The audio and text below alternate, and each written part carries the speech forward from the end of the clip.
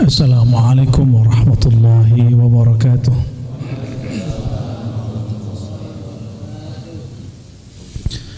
Alhamdulillahilladzi bi'ilmihi wa bijamalihi satara awrat ibadihi. Asyhadu an la ilaha illallah wa asyhadu anna Muhammadan abduhu wa rasuluh. Allahumma salli wa sallim wa barik ala sayyidina Muhammad. Allahumma salli wa sallim alaihi wa ala alihi wa ala alihi wa ashabihi wa li baitihi wa dhurriyyatihi ajma'in. Allahumma akhrijna min zulumatil wahmi wal jahli ila al ma'rifati wal ilmi, amin ya rabbal alamin. Amin. Alhamdulillah rabbil alamin. Setelah 2 bulan ya. Mohon maaf baru bisa nongol lagi ya. Dengan berkah nikmat dari Allah SWT, kita masih diizinkan mengkaji hikmah-hikmah yang ditulis oleh para kekasih-kekasihnya. Dalam hal ini Imam Ibn Athaillah As-Sakandari. Tentu saja hikmah itu tidak adalah berarti kecuali karena orang yang diberikan hikmah ini mengikuti Sayyidina Muhammad sallallahu alaihi wasallam. Oleh karenanya kita kirimkan Al-Fatihah untuk baginda Nabi Muhammad sallallahu alaihi wasallam dan Imam Athaillah As-Sakandari, gurunya Abul Abbas Al-Mursi dan Imam Al-Mujaddid Al-Mujtahid fi hadzal fan Al-Arif billah Al-Ghawth Al-Azam Abul Hasan Asy-Syazili. Al-Fatihah. A'udzu billahi minasyaitonir rajim. Bismillahirrahmanirrahim.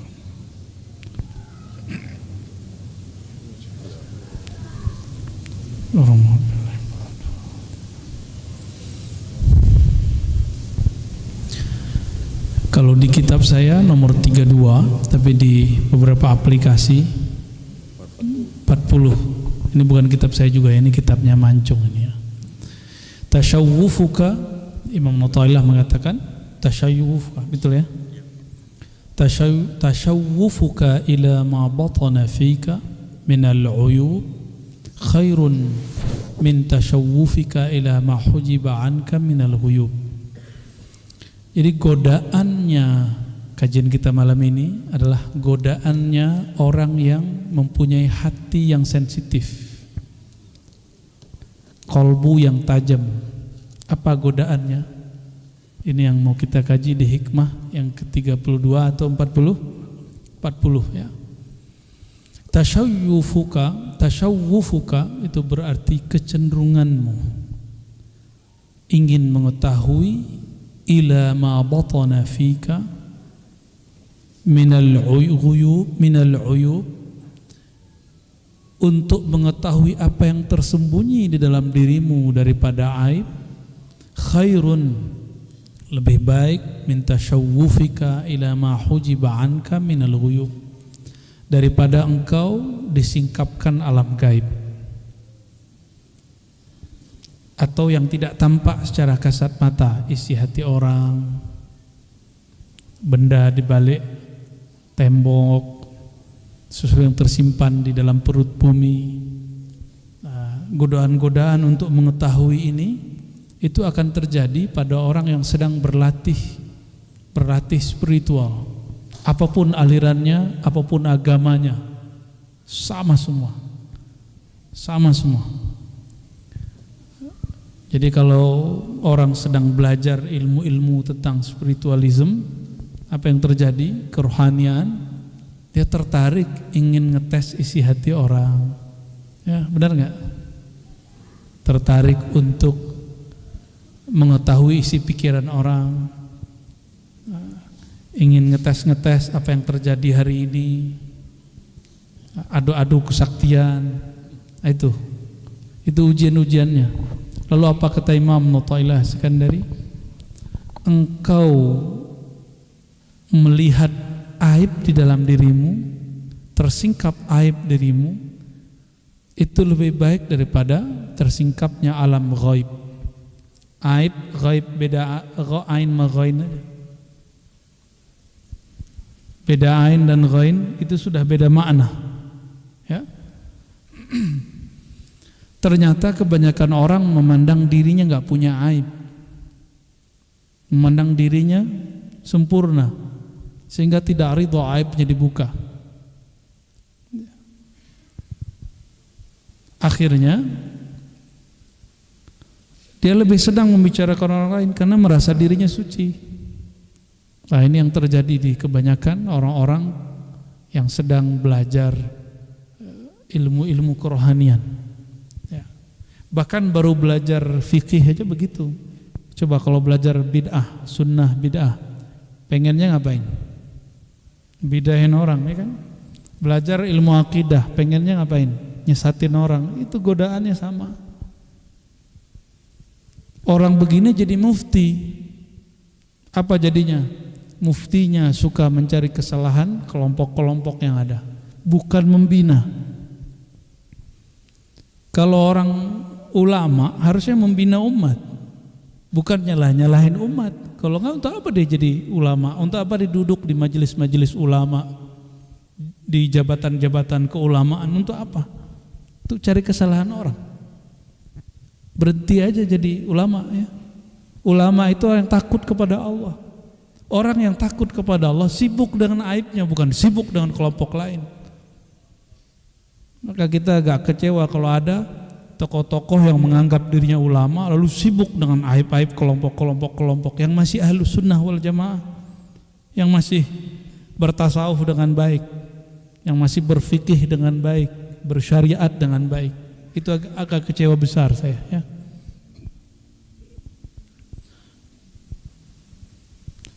Jadi kalau antum belajar hadis, senangnya merhatiin hadis si ustad. Nanti ada beberapa hadis dibaca, dhaif gitu.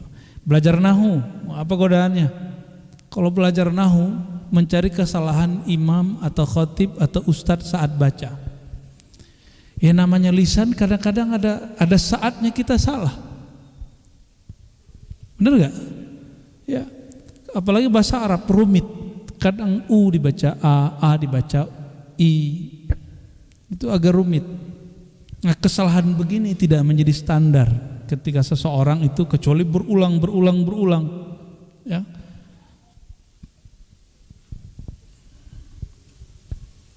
Jadi mulailah dari malam ini mendisiplinkan kerohanian, tidak mencari aib orang. Maka di dalam maksurat kita, istighfar itu didetailkan pada diri sendiri, bukan pada orang lain. Maka berdoalah, ini doa. Ya Allah, tutuplah aib saudaraku dari pandanganku. Coba doa begitu setiap hari. Tutuplah aib saudaraku, apalagi guruku, dari pandanganku. Sempat doa gitu enggak? Maka saya kalau ada ustadz yang bahkan dia nyerang saya sebelum-sebelumnya, kita dengarkan dia lagi kena musibah, kena aib, kena tuduh, saya nggak mau nonton, Pak. Sama sekali nggak mau tonton. Kita skip. Maka kita doakan, ya Allah kuatkan dia.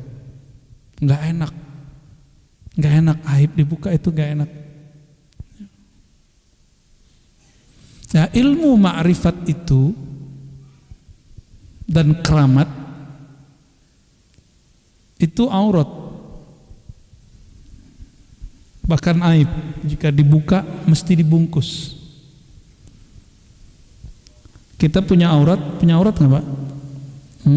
Mau nggak auratnya dikeluarin? Mesti dibungkus. Oke? Maka kajian ma'rifat mesti dibungkus dengan dalil, baru boleh ditaruh di luar. Ya. Dan sejauh ini kita sedang selalu berusaha untuk itu. Jika ada yang kurang tepat, silakan kasih tahu, ya. Nanti mana yang kurang tepatnya kita benerin. Kecuali antumnya yang kurang tepat memahami, ya. Itu lain cerita itu, ya. Nah, ada orang nggak paham satu bab, lalu ada orang lain buka, dianggap, itu kajian tinggi, jangan dibuka. Nanti umat keblinger. Dan keblinger dia, umat enggak kecanduan, ya enggak? Antum itu enggak mampu baca kitab, enggak apa-apa, tapi jangan sampai ruhnya ketinggalan. Kualitas rohaninya harus tetap dijaga. Enggak mesti bisa baca kitab. Maka santapan rohani, ma'rifat rohani bukan saja untuk yang mampu baca kitab, bukan hanya untuk santri dan kiai. Jadi saya tidak sepakat dengan orang-orang yang mengatakan kalimatnya benar, kalimat begini, benerin aja syariat dulu. Itu kalimat benar, yuradu bidzalikal batil, tapi maksudnya batil. Untuk menghalang-halangi orang buka ilmu kajian-kajian ma'rifatullah. Justru membenarkan syariat itu dengan berhakikat. Ya. Supaya syariat itu terisi, maka syariat harus diisi ruhnya. Ruhnya itu adalah hakikat dan ma'rifat. Kalau enggak hambar. Itu yang ditulis oleh Imam Zarruq di dalam kitabnya Qawaidut Tasawuf, yang ditulis Imam Sya'rani dan lawaqihnya, bahwa orang-orang yang berfikih tapi tidak belajar ilmu qalbu itu sholatnya hambar, zikirnya hambar, baca Qur'annya hambar, ngajinya hambar, nggak ada rasanya, puasanya juga hambar, terasa jadi beban. Ini yang dikatakan oleh Sidi Syekh Abdul Qadir Jilani dalam Ghunyah. Kalau belum sampai pada tahapan murad itu orang berma'rifat, maka rasanya masih beban kalau beramal. Tapi kalau sudah murad, jadi murid sama murad, bedanya apa? Murid sama murad. Murid itu berusaha melawan malas, melawan ngantuk, melawan bosan. Itu murid. Kita semua ya, benar nggak? Benar ya? Lagi berusaha melawan kemalasan. Sedangkan al-murad, orang-orang yang sudah dikehendaki Allah mendapatkan ma'rifat, jauh aja dikejar. Kalau antum masih murid, ya, datang tapi rasanya berat, ngeluh, susah amat sih kan nikmat japos ini, ya, masuk ke dalam gang, ya, kegores-gores lagi, ya, ribet. Tapi kalau sudah murad, kemanapun ngaji terasa ringan, itu sudah murad, ya. Tuhattu anhu athqalus salikit tariq ila Allah. Begitu kata Imam Syekh Abdul Qadir Jilani quddasallahu sirrahu. Orang kalau sudah murad, apa penciriannya? Beban dia menempuh jalan menuju Allah, Allah angkat, terasa ringan saja, ya. Kalau antum baca di buku, zikir 10.000 pusing, zikir 5.000 pusing, zikir 1.000 kebanyakan. Tapi kalau guru sudah perintah dan Allah sudah terbitkan nur dalam kolbu, berarti sudah mulai jadi murad. Itu 1.000 sedikit, malah kecanduan, dikit amat, lanjut gitu. Kalau udah begitu, udah mulai jadi murad, ya. Murad itu yang dikehendaki mendapatkan ma'rifat oleh Allah Subhanahu wa taala. Udah enggak sempat mikirin aib orang. Ini ada orang belajar tasawuf tapi gunanya mencari kesalahan orang bertasawuf. Itu belum itu. Ya. Kita udah enggak sempat mikirin orang lain. Kecuali dia datang depan kita baru kita sempat mikirin dia. Ya. Baik, Allahumma shalli ala sayyidina Muhammad, ya. Saya ucapkan selamat untuk merbot yang berangkat besok, ya. Semoga diberkahi. Ya, enggak perlu diajarkan tapi saya ingetin aja. Kalau di Mekah banyak-banyak zikir tauhid, di Madinah banyak-banyak sholawat kepada Nabi sallallahu alaihi wasallam. Gak usah ngeliatin orang kiri kanan, udah merem aja sebut la ilaha illallah, banyak-banyak, ya. Pandang Ka'bah, ingat yang punya Ka'bah, ingat yang disembah, bukan Ka'bah yang kita sembah. Maka tidak boleh mengaitkan hati dengan batu bata yang ada di Ka'bah, tapi kepada yang memuliakan Ka'bah. Ya, sampai di Madinah kita nggak nyembah kubur, kita mencintai orang yang dikubur di situ, Sayyidina Muhammad sallallahu alaihi wasallam. Tolong dibedakan cinta dengan menyembah. Ya, orang cinta berkorban. Ya, cinta itu ya nyebut-nyebut, nangis-nangis, haru. Tapi kalau orang nggak cinta ya halu. Ya. Jadi yang halu itu orang nggak cinta. Dan orang-orang nggak cinta menuduh orang lain halu, sedangkan dia tidak. Ya, suka-suka dialah, ya. Man dalla ala khairin kafa'ilihi. Siapa yang menunjukkan, memfasilitasi kepada kebaikan, maka dia sama seperti pelakunya. Jadi siapa saja yang membantu orang berangkat haji, umroh, bisa ibadah, bisa berdakwah, bisa ngimamin, itu pahala. Yang berangkat, yang azan siapa nih? Yang muazin, yang imam, merbot, yang bersih-bersih semua segala macam. Insyaallah kita dapat pahala memberangkatkannya dan keberkahan dari amalannya, ya. Amin ya rabbal alamin. Itulah rezeki. Rezeki itu bukan sebanyak gaji. Rezeki itu tergantung pemberian Allah yang Maha memberi rezeki, ya. Man dalla ala khairin kafa'ilihi. Jadi bapak-bapak jangan kalah, ya. Bulan depan bapak-bapak yang patungan, ya. Ya, masa kalah sama ibu-ibu? Itu karena ibu-ibunya rajin ngaji, bapaknya sok sibuk bekerja, ya. Sok sibuk, tar keburu meninggal, ya. Al-haqqu laisa bimahjubin. Hikmah yang berikut. Ini temanya sudah lain, tentang kenapa sulit berzikir itu. Yang sulit itu Allah yang terhijab atau kita yang terhijab? Allah yang terhalang atau kita yang terhalang? Allah yang sulit atau kita yang sulit? Maka dijawab oleh Allah Subhanahu wa taala, oleh Imam Athaillah Skandari dengan kalimat al-haqqu laisa bimahjubin. Allah al-haq, yang maha hak. Al-haq itu digunakan dengan kata hijab, itu menunjukkan al-haq itu yang maha real.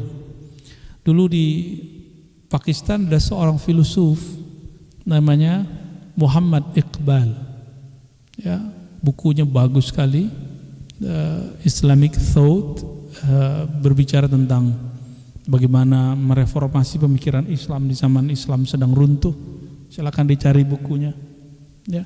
Dan dia termasuk orang yang meluruskan cara berpikir beberapa filosof Prancis mengenai Islam dan konsep ketuhanan, ya. Muhammad Iqbal itu menyebut Allah al-haq, lalu beliau mengerti, oh inilah alasan kenapa dulu Al-Hallaj mengatakan anal haq. Anal haq itu bukan aku Tuhan, tapi kata Al-Hallaj, aku sekarang menjadi real, benar-benar real, hakiki, bahwa aku seorang hamba yang hina, hanya Allah yang betul-betul ada. Itu makna dari Muhammad Iqbal, ya. Wa innamal mahjub anta anin nazari ilaih. Yang terhijab itu bukanlah Allah, karena Allah tidak mungkin terhijab. Apa arti hijab? Penghalang. Apakah mungkin Allah dihalangi oleh sesuatu? Wujud Allah itu bukan benda, bukan juga benda itu jisim. Jisim itu lawannya, ada jauhar, ada arad. Bukan arad. Arad itu karakter, kondisi, sifat yang melekat pada benda. Kalau ada kursi, mesti ada tempatnya kursi. Maka tempat itu namanya arad, kursi itu jisimnya. Paham, ya? Ada wajah, ada indah, cantik, tampan. Wajah bentuknya itu, nah bentuk wujud itu ada 3 jenisnya. Ada wujud yang hakiki, bentuknya ada bendanya. Ada wujud fil azhan, dalam fikiran. Maka coba merem, kelihatan gak Monas? Kelihatan, maka itu namanya wujud fil azhan. Seandainya masjid di Majapos ini hancur, masih kebayang gak di kepala? Masih. Ada kawan kita yang sudah meninggal, ingat 1 orang aja, tuh masih ada kan di kepala? Masih ada. Namanya wujud fil azhan, yang membagi ini Imam Ghazali, ya. Ada wujud fil a'yan, realitas. Yang ketiga wujud fil lisan, wujud dalam bentuk ungkapan nama. Maka setiap wujud ada namanya, setiap yang ada mesti ada namanya. Allah itu wujudnya bukan wujud benda, maka dia tidak mempunyai karakter tempat, tidak perlu ada arah. Jadi yang meyakini Allah ini berarah atas, bawah, kiri, kanan, dia terjebak menjisimkan Allah, membendakan Allah, dan itu pantangan aulia-aulia Allah Subhanahu wa ta'ala. Lalu bagaimana dengan hadis perempuan yang mengatakan fis sama, Tuhan di langit?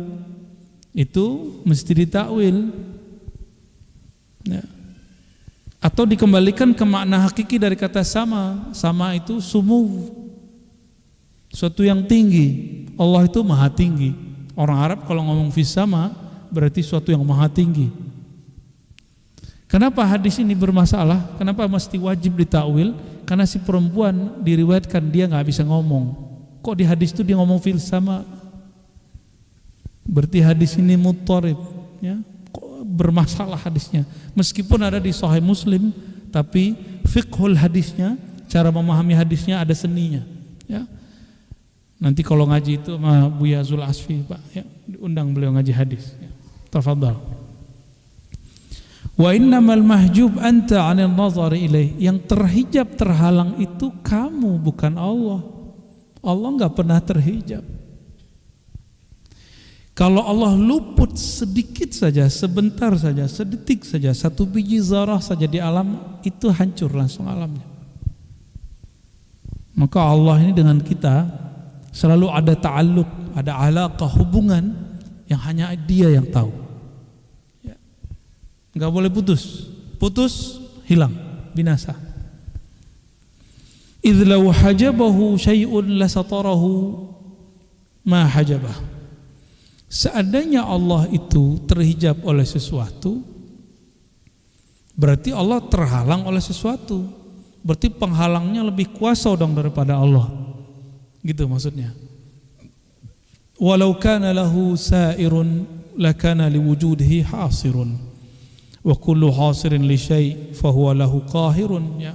Seandainya Allah itu bisa dibatas-batasi, dihalang-halangi, berarti Allah itu masih dikuasai, bukan menguasai. Jadi yang terhijab kita atau Allah? Kita yang terhijab. Apa yang menghijab? Persepsi. Diajak ngaji akidah, salah. Ya, hari gini masih ngaji akidah. Ngajak ngaji sunnah bid'ah, salah juga. Tuh, ngikutin kata-kata orang awam tuh. Enggak juga awam, kiai yang ngomong. Saya masih ingat 2000 saya mulai ngaji yang serius sekali. 2016 saya udah mulai ngaji hadis yang serius secara terbuka. Tadinya hanya ke teman-teman, ya, hanya di pesantren, hanya ke teman-teman yang di majelis. Kita bawalah kajian hadis. Hari gini ente ngaji hadis. Itu ulama aja tuh yang ngaji begitu. Yang ngomong siapa? Ulama juga. Ya. Udah saya ganti ngaji fikih, usul fikih. Sunnah bid'ah kita buka karena banyak ulama kita minta tolong. Teman-teman kita yang ahlus sunnah beramal tapi nggak punya dalil, kita jelaskan sunnah bid'ah. Apa kata kawan, ustadz juga nih orang, ya. Diapain bagusnya ustadz ini, ya? Ngapain hari gini masih bahas sunnah bid'ah? Tuh salah lagi. Udah, menurut saya sudah khatam mengaji sunnah bid'ah, saya ganti balik ke akidah karena muncul orang-orang mengatakan Tuhan di langit, Tuhan di langit. Kita buka lagi kajian sifat 20, apalagi kata orang ini kajian level tinggi, ya, orang awam nggak sanggup. Tapi saya lihat ngaji ilmu akidah rame tuh. Kita buka daurah akidah Tohawi rame, daurah Imam Ghazali di Bandung waktu itu rame. Belum kita ngaji di YouTube gitu, belum ada orang buat begitu. Masih rame, alhamdulillah. Nggak ada tuh saya tanya, berat gak otaknya? Otaknya jadi ini pecah nggak? Enggak. Malah kecanduan. Kenapa? Ternyata selama ini antum itu terlalu dimanjakan dengan pahala-pahala dan ketawa ketiwi. Paling tinggi muhasabah, nangis-nangis. Ya kita nangis-nangis juga, muhasabah juga gitu, nggak kita tinggalin. Tapi ada sesuatu yang mesti kita olah di sini. Ini otak terlalu sayang untuk dibiarin dia nganggur, ya. Jangan dianggurin nih otak. Adakah orang lahir jadi orang alim? Ada nggak? Nggak ada. Orang lahir la ya'rif syai'an, nggak tahu apa-apa. Maka kita memilih apa ketika hidup? Itu yang disebut ikhtiar. Jadi kesempatan saya dan antum semua sama untuk mengetahui suatu bab. Jadi jangan ngomong sulit, enggak. Tergantung, ilmu itu aurat, jika tidak dibungkus baru jadi masalah. Kan selalu kita bungkus dengan dalil akli, dalil nakli, selalu. Dalil akli dengan qiyas, analog. Dalil nakli kita sebutkan Qur'annya, sunnahnya, kalam ulamanya. Dulu kalau ngaji hikam tuh santri-santri ngomong ini, lu ngaji hikam mau jadi wali. Itu saya ngomong ustad loh. Dan tidak sedikit ada kiai yang ngomong ngaji hikam ente gila nanti. Oh ternyata ini ustad, nggak tahu ustad bidang apa dia. Dia nggak tahu kalau ada orang ngaji hikam tambah waras. Yang gila itu bukan hikam, ilmu hikmah, ilmu kanuragan. Banyak yang asik di alam itu. Mereka sebenarnya nggak gila, mereka cuma asik di alam itu. Udah campur-campur sama alam ini. Akhirnya udah begini. Ya, nggak bisa membedain antara alam zahir dengan alam batin. Maka lebih enak jadi orang biasa. Ya. Ngelihat yang zahir-zahir, lalu asik dengan yang ada dalam diri. Kenapa asik dengan diri itu lebih baik? Karena orang yang memahami dirinya akan memahami Tuhannya. Orang yang paham dirinya akan paham tentang Allah Subhanahu wa ta'ala. Ya enggak usah jauh-jauh. Hikmah yang ketiga, bagaimana caranya supaya wusul? Nah, ini gampang. Mau wusul enggak? Ada kesadaran bertuhan, itu namanya wusul. Sampai kepada kesadaran bertuhan, itulah wusul ilallah. Sampai kepada Allah Subhanahu wa ta'ala. Bismillahirrahmanirrahim. Qala ukhruj min awsafi basyariyatik an kulli wasfin munaqidin li'ubudiyatik.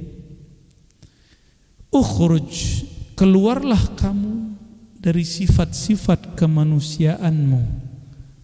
Jangan hanya mengatakan wah kita manusia biasa gitu. Terus gimana? Sifat-sifat manusiawi itu jam 3 tidur tuh, itu sifat manusiawi itu. Kalau lapar makan, ya. Benar. Benar ya? Kalau lapar tidur apa makan? Ya, kalau haus minum. Apalagi? Ngantuk tidur tuh. Itu sifat manusiawi namanya. Kalau sepi cari teman ngobrol, ya enggak? Itu namanya sifat manusiawi. Coba sekarang yang tadi dikurangin. Kurangin tidur. Enggak usah banyak-banyak, 1 jam sehari, setengah jam. Apalagi kurangin makan, apalagi. Kalau kesepian jangan cari teman, cari Tuhan. Ngobrol sama diri sendiri. Ketiga, apalagi? Kurangin angan-angan. Angan-angan. Kalau akal jangan dikurangin, Pak. Kurang akal bahaya. Yang dikurangi apa? Angan-angan yang dikurangi. Ya. Angan-angan itu keinginan tapi enggak dimulai dengan usaha. Itu angan-angan. Yang ada usahanya disebut cita-cita. Ya. Ukhruj min awsafi basyariyati, itu baru pada bab ubudiyah. Sekarang pada bab nafsiyah. Kalau diejek orang aslinya tersinggung enggak? Nah, antum sekarang bisa enggak tersinggung? Itu namanya basyariyah, keluar dari sifat basyariyah. Kalau lagi ada majelis enggak dikatakan yang terhormat fulan, enggak disebut namanya, gimana? Antum nyaman biasa aja, berarti sudah mulai hilang, sudah mulai keluar. Ya, dibully orang merasa terhina nggak? Coba nggak merasa terhina, bisa nggak? Yang penting kan kita suka berteori dari dulu. Yang penting mah di sisi Allah. Coba ente dibully kuat nggak? Ya, ngomong doang ya. Coba rasain masa-masa itu. Oke. Orang biasanya kalau lagi panik, sakit lalu dia panik. Ada orang bisikin, kamu datang si anu, didatang si anu. Mau dokter, mau dukun, datang. Nah, kepanikan itu bagian dari basyariah. Itu mesti dikurangi. Panik. Kalau disenggol orang gimana? Dibel. Kita lagi asik-asik dibel orang. Terus ngomongnya apa? Belagu loh, yang belagu kan kita. Ya. Tersinggungan itu, emosi ini bagian dari basyariah. Ya, basyariah.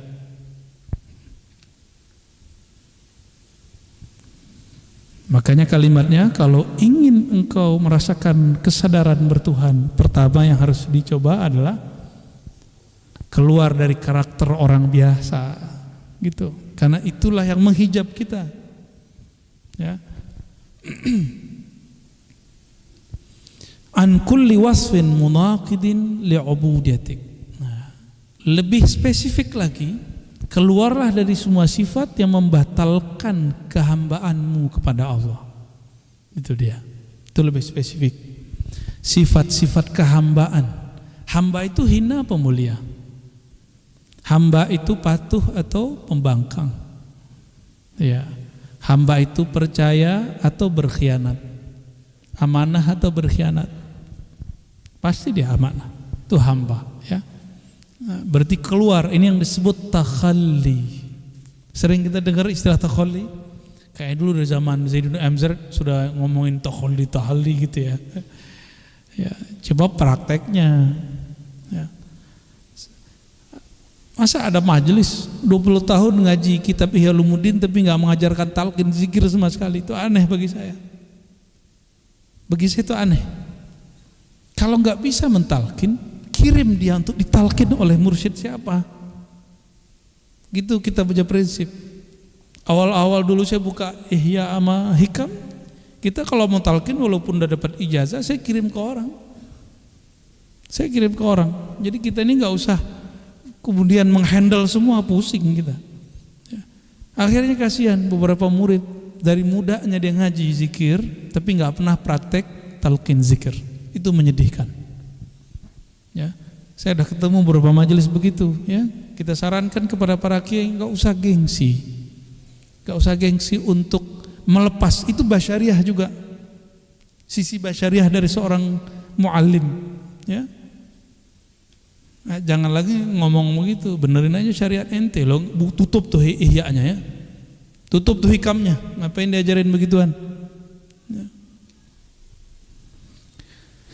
Litakuna linida'il haqqi mujiban wa min hadratihi qariban. Supaya apa? Nah, ini yang disebut usul itu. Engkau menjawab seruan Allah Ta'ala dan engkau menjadi dekat min hadratihi, kehadiratnya. Selama ini sering nyebut hadirat. Apa arti hadirat? Kehadirat Allah apa artinya? Lihadratihi qariba. Apa arti hadirat? Kehadapan, hadir di hadapan Allah Subhanahu wa Ta'ala. Teman saya punya daftar wirid, dia kalau ngirim Fatihah ila hadratillah, diprotes oleh kawan sesama aswaja. Saya tanya balik, di hikam ada begini, wa min hadratihi qariba, dan kepada hadiratnya dekat. Boleh tuh menggunakan istilah hadirat. Cuma kalau nggak kurang pas ganti aja. Saya menggunakan istilah li ridhaillahi ta'ala. Ya. Tapi gunakan li hadratillah boleh, supaya menghadirkan rasa di hadapan Allah. Al-Fatihah kan boleh-boleh aja tuh. Bukan ngirim Fatihah kepada Allah. Allah mah nggak butuh Fatihah kita. Ya, Rasulullah butuh Fatihah antum nggak? Enggak. Maka kalau disebut ila hadrati ruhi Rasulillah SAW, Nabi nggak butuh. Kita butuh. Kita kirim kepada beliau, ada nur mengalir kepada kita. Nur itu yang kita butuhkan. Terkoneksi itu yang diperlukan. Ya. Jadi hudur ya hadratillah itu hadirnya sang hakikat diri di hadapan Allah yang maha sejati. Itu yang disebut ila hadratillah itu. Ya. Hikmah terakhir ya. Aslu kulli ma'siyatin, ini terbanyak nih malam selama ngaji nih, karena 2 bulan jadi kita ngebut ya. Harusnya 2, sekarang 4 ya dari tadi ya. Alhamdulillah. Aslu kulli ma'siyatin wa syahwatin wa ghaflah ar-ridha 'anil nafs. Ini udah pernah kita bahas di luar. Pokok asal daripada segala maksiat itu terjemahan aslinya kedurhakaan. Beda dengan dosa. Dosa itu lebih spesifik. Kalau maksiat ini lebih umum. Semua kedurhakaan disebut maksiat. Wa syahwatin, syahwat yang rendah. Wa ghaflatin, dan kelalaian. Apa sebab dari 3 ini? Jadi ada 3 nih. 3 yang negatif. Maksiat, syahwat, ghaflah. Ini tempatnya di mana aja ya? Maksiat itu setan. Kalau syahwat, nafs, jiwa. Kalau ghaflah, kolbu. Kalau ruh gak pernah lupa. Ruh tuh gak ada aib sama sekali.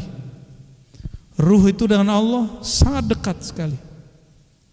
Jadi aqrabu ilallah, sangat dekat. Maka hakikat insan itu ruhnya. Walaqad khalaqnal insana wa nahnu aqrabu ilaihi min hablil warid. Sungguh kami ciptakan manusia. Al-insan itu beda dengan bashar. Bashar itu sisi manusiawi, sedangkan hakikatul insan ruhnya. Kami kepada ruhnya lebih dekat daripada urat nadinya. Itu surat Qaf. Silakan dibaca. Dulu favorit kami kalau isya, sholat isya. Kalau sholatnya sama santri, bukan sama jamaah. Kalau sama jamaah pada kabur. 3 halaman soalnya. Surat Qaf itu 3 halaman. Ya dulu ya. Itu Masya Allah.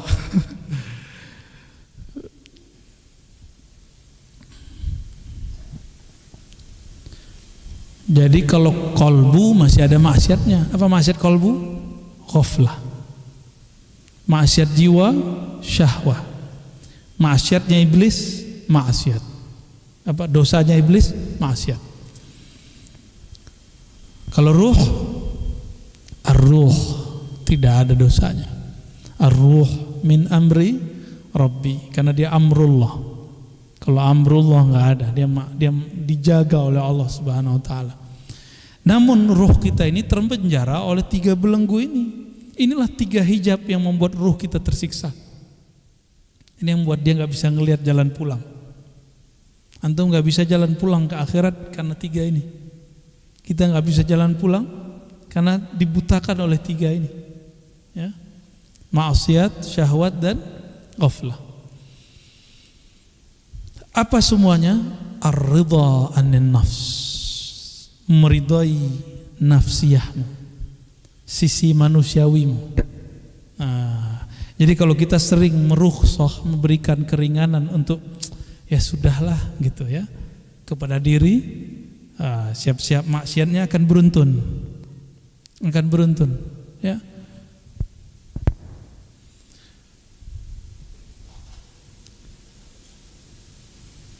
Kalau orang awam maksiatnya zahir. Kalau muallim guru maksiatnya batin. Batinnya guru itu apa? Maksiat batinnya guru, merasa alim. Ini yang paling ngeri, Pak. Itu hijab yang luar biasa. Berarti dia ghaflah. Dia lalai bahwa ada yang lebih alim dari dia. Apakah makhluk, apalagi khalik, Allah Subhanahu wa Ta'ala. Jadi merasa pinter dikit aja itu jauh-jauh. Tapi kalau antum merasa kepintaran ini dari Allah, baru boleh. Jadi kapan kita boleh merasa pintar? Jika kita lihat ini pemberian Allah. Kapan antum boleh merasa alim? Jika punya guru yang alim, merasa asbab mereka kita diberi ilmu oleh Allah Subhanahu wa Ta'ala. Orang berguru jauh daripada ketakaburan. Dia pasti tawadhu. Wa aslu kulli ta'atin wa yaqazatin wa 'iffatin 'adamur ridha minka anha. Lawan dari maksiat taat, lawan dari syahwat yaqazah, sadar, ya. Lawan dari ghaflah, ini kebalik dia. Lawan dari syahwat iffah, tidak menjaga kehormatan. Lawan dari ghaflah yaqazah, yaitu sadar. Taat pada diri kita, ya. Iffah, menjaga kehormatan diri pada nafs. Yaqazah, sadar pada qalbu. Itu adamur ridha minka anha, ketika engkau tidak meridhoinya, tidak memberi rukhsah untuk basyariah, sisi manusiawi. Jadi mulai-mulai kurangin. Jadi bertorikoh itu tidak hanya lagi ngurusin maksiat-maksiat zahir semata, tapi sudah mulai maksiat yang batin. Itu kalau sudah mulai berjalan dalam dunia torikoh, ya. Kalau sudah mulai bertasawuf, ya, kita nggak akan bahas baca ini, faedahnya ini, itu nggak perlu lagi. Ya. Baca gimana caranya supaya rezeki saya lancar. Nah, udah nggak mikirin gitu. Antum cukup berusaha, ikutin ilmunya, ambil asbabnya, jangan curhat begituan sama guru. Sebaiknya nggak usah. Kenapa? Curhat begitu itu akan mengurangi nanti rasa hormat kepada gurunya. Kenapa? Nanti kalau antum habis curhat tapi nggak ada efeknya pada usahanya, dia mikir kayaknya guruku kurang sakti deh. Gitu. Hati-hati ya. Ya. Cuma kalau minta doa boleh, minta doa aja, doain sukses itu cukup. Jangan spesifik. Ya. Tenang aja. Kalau antum punya kerja, punya usaha, ambil tugas usahanya, serahkan hasilnya kepada Allah, ya. Tentunya ngambilnya dengan bijak. Jadi orang-orang yang hebat di dunia itu orang bijak, bukan orang yang serabutan. Ya, kan ada orang yang penting kerja, yang penting lama di kantor, gaji nggak jelas. Kan ada juga yang begitu. Nggak begitu. Wali antas haba jahilan la yarda an nafsihi. Khairul laka min an tashaba 'aliman yarda an nafsihi. Fa ayyu 'ilmin li 'alimin yarda an nafsihi wa ayyu jahlin li jahilin la yarda an nafsihi. Engkau berguru berkawan dengan orang yang jahil, kata orang dia nggak sekolah, nggak nyantri, bukan kiai, bukan habib, ya. Tapi la yarda an nafsihi, dia tidak ridha dengan nafsunya, dengan dirinya. Khairul laka, maksudnya dia tidak mengikuti hawa nafsunya. Khairul laka min an tashaba 'aliman. Itu lebih baik daripada engkau berguru, bermajlis dengan orang alim tapi mengikuti hawa nafsunya. Senangnya nafsu ngapain? Kalau ada orang alim sono, dia omongin aib orang alim itu senangnya nafsu. Nah, majelis-majelis begitu, kata beliau, kamu berguru kepada orang jahil di sudut kampung sana lebih baik daripada engkau berguru kepada dia, walaupun dia bergelar, berlakop, berderjat di depan mata umat misalnya. Tapi kalau omongannya begitu, la yanfa. Engkau punya guru orang yang dianggap tidak alim, tidak intelektual, tidak bergelar, tidak doktor, tidak LC, tidak MA, tidak kiai, itu lebih baik. Syaratnya satu, dia tidak mengikuti. Nah, punya guru biasa-biasa aja nggak apa-apa, ya. Kenapa? Fa ayu ilmin li alimin yarda an nafsi. Masih disebut alim nggak orang yang suka mengikuti hawa nafsunya? Kiai cari popularitas itu ngikutin hawa nafsu. Kiai emosional mulu, itu hawa nafsu. Murid kalau marah-marah, guru kalau marah-marah, muridnya gimana? Sama. Nanti coba lihat aja. Guru nih suka marah-marah, muridnya marah-marah kerjaannya. Gurunya suka zikir, muridnya suka zikir. Gurunya suka ngaji, muridnya nanti suka ngaji. Begitulah terus. Karena guru itu orang tua, dicontoh oleh muridnya. Dia berhati-hati cari guru, ya. Wa ayu jahlin li jahilin. Masih disebut jahil enggak orang yang tadi menurut antum tidak sekolah tapi dia tidak mengikuti hawa nafsunya, ya. Saya ketemu dengan seseorang dibully orang enggak balas dibully, Dibully orang nggak balas dibully. Tapi ada yang katanya hafiz Quran, sekolahnya ke luar negeri, senggol dikit di YouTube balasnya berjilid-jilid. Wa ayyu jahlin li jahilin la yarda nafsi. Disitulah mata batin akan kebuka. Mana sebenarnya yang alim, mana sebenarnya yang jahil. Ya, ini kita tes nih besok nih antum. Disenggol orang, dimaki orang, dibully orang, di-unlike orang, emosi nggak? Ya, nggak boleh emosi. Kalau ngaji hikam emosi, berarti ngaji hikamnya harus lebih banyak, bukan berhenti ngaji hikam. Kan ada yang kiai ngajar hikam marah-marah, ente masih marah-marah, masih begini. Dia ngelarang orang marah, tapi dia marah-marah. Masih marah-marah, ngaji hikam, berhenti ente ngaji hikam. Seharusnya kiai yang berhenti ngaji hikam ya. Allahumma sholli ala Sayyidina Muhammad. Jam berapa kita selesai? Boleh ada pertanyaan? Jam 9. Oke. 1 ya. Oke. Fadhal. Silakan Bapak Ibu yang ada pertanyaan atau share, kami persilakan. Angkat tangan aja. Oh, ada ibu-ibu ya, Pak. Kasih ibu-ibu. To the point aja Bu ya. Tidak ada pembukaan. Langsung to the point pertanyaan. Terima kasih. Assalamualaikum Buya. Saya kedua kali nanya ke Buya. Mudah-mudahan Buya tidak bosan. Buya, kadang-kadang kita mengikuti mahalul qiyam atau kita dengar selawat atau kita berselawat, itu kadang-kadang kita nangis, kadang-kadang merinding, tapi kadang-kadang tidak. Itu bagaimana tuh Buya? Mohon pencerahannya. Terima kasih. Oke. Ya, Ibu cari nangis Bu.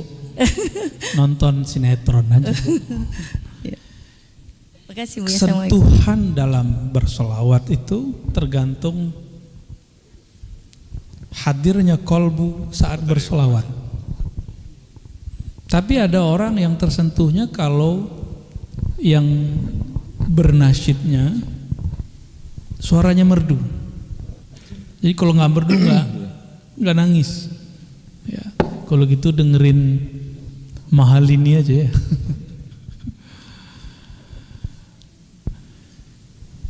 Gimana caranya? Kenali yang kita selawati, maka rasanya stabil. Rasanya stabil. Tangisan itu bukanlah puncak dari rasa. Tangisan itu hanya hal, satu kondisi yang dia kadang datang, kadang tidak. Yang mesti sabit, tepat di kolbu, nggak berubah-ubah itu cintanya. Itu yang nggak boleh berubah.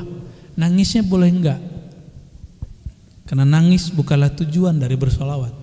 Yang dituju dalam bersolawat adalah mencintai Rasulullah SAW. Ya, disebut namanya kita solawat, disebut namanya kita merinduinya. Itu yang kita cari. Allahumma sholli wa sallim barik alaih. Ya, gak usah khawatir. Semua orang yang bersolawat kepadanya, hadir di majelis solawat itu Rasulullah mandang dia. Paham gak paham, yang penting husnuzon aja. Saya mau salawat ke Nabi, saya mau cinta sama Nabi. Hadir majelis maulid dipandang oleh Rasulullah SAW, dibalas oleh Rasulullah SAW. Itu sebabnya beberapa waktu yang lalu saya suka membedah isi-isi di Barzanji, di bab maulid yang dibaca. Untuk apa? Supaya orang kalau baca tidak hanya memperhatikan irama, tapi juga memperhatikan makna. Ya, kalau saya memperhatikan makna, nah, alhamdulillah diberi Allah kemampuan berbahasa Arab. Kalau ibu misalnya nggak bisa bahasa Arab, ya kuatkan aja hubungan kolbunya dengan Rasulullah Sallallahu Alaihi Wasallam. Ya, kami kalau dengerin syair-syair Arab itu udah merinding aja, nggak perlu suara aja bagus. Ya, apalagi ada satu ungkapan misalnya, rumah yang di dalamnya ada Rasulullah, la yahtaju ila suruji, tidak memerlukan kepada lampu. Oh, itu kita baca begitu udah merinding Pak. Ya, kan ada tuh syair begitu kan? Ya. Man ra'a wajhaka yas'ad. Kan kita sering baca ya. Gimana lafaz depannya, Ujung? Depannya. Ente juga lupa ya. Man ra'a wajhaka yas'ad. Yang memandang wajahmu wahai baginda, pasti dia akan bahagia. Abu Jahal tidak pernah memandang wajah Rasulullah, yang dipandang selalu Muhammad bin Abdullah. Dia masih misah-misahin Muhammad bin Abdullah Muhammad Rasulullah, maka la yas'ad. Dia nggak pernah bahagia. Ya. Maka kalau kita baca tentang Nabi, jangan hanya hukum pembacaan kita dengan bab kemanusiaan. Itu sama dengan orientalis. Orientalis itu nulis tentang Nabi Muhammad banyak, tapi dalam bab sisi manusiawi, bukan sisi kenabiannya, kerasulannya. Ya jadi la yas'ad, tidak bahagia. Maka di situ ada satu rahasia bahwa as-sa'adatu fi ru'yati wajhil Mustafa sallallahu alaihi wasallam. Kebahagiaan itu ketika memandang wajah Nabi Muhammad sallallahu alaihi wasallam. Kita enggak mandang wajah Nabi, maka pandanglah wajah orang yang mandang wajah Nabi. Atau orang yang berguru yang sanad ilmunya sampai kepada Nabi Muhammad sallallahu alaihi wasallam. Barangkali itu ya. Satu aja lagi ya. Oke. Ya, assalamualaikum warahmatullahi wabarakatuh. Izin Bu ya bertanya. Ya, fadhal. Bismillahirrahmanirrahim. Ya, ini mungkin kegelisahan umum aja kali ya. Untuk orang awam nih bagaimana mulai untuk bertarekat? Tentu orang awam pun ingin dekat juga sama Allah. Kadang suka sulit mencari guru atau bagaimana caranya, itu yang kadang sulit untuk terutama orang-orang awam lah istilahnya bahasa Datang gitu. ke sini sulit nggak? Alhamdulillah mudah ya. Nah. Istilahnya mungkin kalau mungkin bisa berguru langsung lebih. Sekian, terima kasih. Wassalamualaikum warahmatullahi wabarakatuh. Assalamualaikum warahmatullahi wabarakatuh. Guru mursyid itu banyak, cuma mungkin ada yang mencari popularitas, guru yang populer. Jangan cari guru mursyid itu yang bersanad, bukan yang masyhur. Ini kaidah ya. Cari guru mursyid bukan yang masyhur, tapi yang bersanad kepada Rasulullah SAW. Belum tentu yang masyhur itu bersanad, belum tentu dia dapat ijazah kolbunya nyambung kepada Rasulullah SAW, belum tentu. Syukur-syukur dia masyhur, lalu kolbunya bersambung kepada Allah SWT. Murid itu kadang-kadang, mohon maaf, ada yang egois, hanya mementingkan dirinya. Jadi kalau mau datang ke guru hanya ingin didengarkan keluh kesahnya. Jadi guru tuh kayak sampah aja, tempat curhat. Mohon maaf, saya kasihan ngeliat beberapa guru itu pas muridnya datang itu ceritain, besok bulan depan itu lagi yang diceritain. Kasihan gurunya. Ya, kalau datang ke guru cukup minta doa, minta dibimbing zikir. Ya, apalagi guru kita banyak tamu, banyak murid, gak mungkin hanya kita. Itulah adab saya kalau saya masuk ke Masjidil Haram dan ke Raudhah. Di Raudhah saya nggak lama-lama kalau masuk. Sholat 2 rakaat saya berangkat langsung. Oh, antum ada teknik bisa duduk lama, silakan. Tapi saya tidak tega dengan orang yang antri di luar sana. Cukup kita setor muka kepada Rasulullah, kita nanti bisa cari tempat lain di belakang maqbarah Nabi sallallahu alaihi wasallam. Jangan beribadah dengan hawa nafsu. Ya. Sholat di situ dapat pahala berapa? 1000. Sebenarnya tempatnya atau hadir kolbunya sebenarnya. Kenapa Nabi bilang sholatun fi masjidi? Kalimatnya masjidi ada ya-nya. Sholat di masjidku, ada aku di situ. Itu lebih baik atau sama dengan sholat 1000 rakaat di tempat yang lain. Maknanya apa? Hadirkanlah Rasulullah di dalam sholatmu, itu sholatnya langsung diangkat sama Allah tuh. Walaupun tempatnya di masjid ini Majapos, cuma nggak nyampe 1000 karena antum kolbunya nggak pas. Tapi lumayan. Itu yang disebut shollu kama ra'aitumuni usolli, sholat seakan-akan engkau melihat aku. Kenapa sholat di Masjidil Haram lebih tinggi? Karena antum merasa kayak dekat sekali kepada Allah. Coba, Allah itu kan yang di Mekah sama di sini sama. Hadirkan kesamaan itu. Nah, guru mursyid itu bukan popularitas dia yang kita cari, tapi yang kita cari siapa guru dia. Maka mencari tahu seorang guru, siapa gurunya itu penting. Ya. Ada guru yang berguru kepada guru zahir. Mesti ada guru zahir dulu. Terus misalnya ada guru yang mengatakan saya berguru ke Nabi Khidir, silakan, boleh. Gak apa-apa juga. Ada juga yang mau langsung ke Nabi Muhammad, silakan. Tinggal dibuktikan ya, ma'rifatnya sampai apa enggak ya. Jadi gimana caranya bertarekat dengan mudah?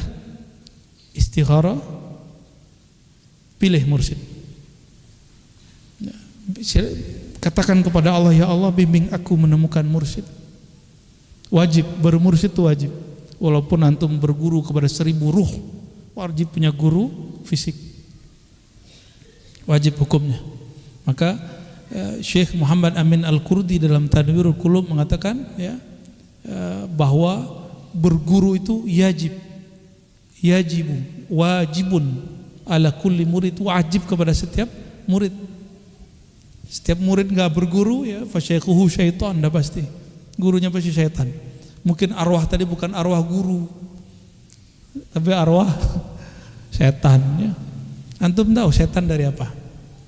Dari api. Oke? Maka berguru ke orang yang dari api, karakter api pindah ke kita. Maka perhatikan orang-orang yang ngaku nggak berguru itu sensitif, gampang marah-marah, gampang suuzon sama orang. Ya. Termasuk berteman sama jin. Jin itu tercipta dari api. Berteman sama jin, karakter api masuk ke dalam diri kita. Gak usah teman sama jin, teman sama preman aja, omongan preman masuk kok. Ya enggak? Bener enggak? Temenan sama anak alay, kamu nanya gitu ya. Itu diulang-ulang terus di mana-mana, ya kan? Padahal gitu doang. Berteman sama orang, karakter dipindah sama kita. Antum temenan sama Habib, ya nggak dapat ilmunya, dapat NNT-nya kan lumayan. Berteman sama Ustad, minimal dapat solehnya. Ya, Allahumma sholli ala sayyidina. Jadi wajib istikharah. Lalu tanya kepada orang alim yang mengerti bab ini, jangan yang nggak mengerti. Saya berguru kemana? Ya. Dan Imam Nota'ilah memastikan tidak adalah orang Allah izinkan namanya muncul sebagai seorang wali di kalangan masyarakat kecuali dia memang diizinkan Allah dia sebagai wali. Jadi nanti carilah orang-orang ini. Banyak di Jakarta, banyak di Jawa Barat, banyak di Banten, banyak. Ya. Masih ada di Pandeglang, masih ada Abu Yamuh tadi. Ya, beliau lah, ya, masih hidup beliau. Masih ada Habib Lutfi. Masih ada Mbah Ahmad Halwani di Magelang. Masih banyak. Enggak pernah ada bumi hilang enggak ada mursyidnya, enggak ada walinya, enggak mungkin. Pasti ada. Karena kalau enggak ada kiamat enggak mungkin. Jadi saya sedih ada wali meninggal, tapi di saat itu saya juga bahagia. Berarti ada pelanjutnya. Ya, siapa tahu yang hadir malam ini ada yang jadi pelanjutnya. GR ya. Alhamdulillah udah jam 9. Cukup ya. Alhamdulillah Allah masih takdirkan, izinkan kita untuk mengkaji hikmah-hikmahnya. Kesempurnaan milik Allah bukan milik saya. Maka kami kembalikan semua kesempurnaan kebenaran kepadanya. Kita bacakan surah Al-Fatihah untuk baginda Nabi Muhammad SAW dan untuk diri ruh kita masing-masing. Al-Fatihah. Bismillahirrahmanirrahim. Ya kemudian Siratul Adzim. Allahumma ya Allah ya Alim ya Azim ya Rahman ya Rahim ya Halim ya Halim ya Halim. Amin. Ya Allah yang Maha Penyantun. Amin. Ampuni semua dosa-dosa kami. Amin. Dosa yang kami sengaja, yang tidak kami sengaja. Amin. Dosa yang kami lihat ketika kami sendiri. Amin. Dosa yang kami lakukan ketika kami sedang sepi. Amin. Dosa yang kami lakukan ketika tidak ada makhlukmu memandang, tapi kami seakan-akan lalai bahwa Engkau selalu memandang kami. Amin. Ampunkan kelalaian kalbu kami ya Allah. Amin. Allahumma ya Allah ighfir lana ghafalatina.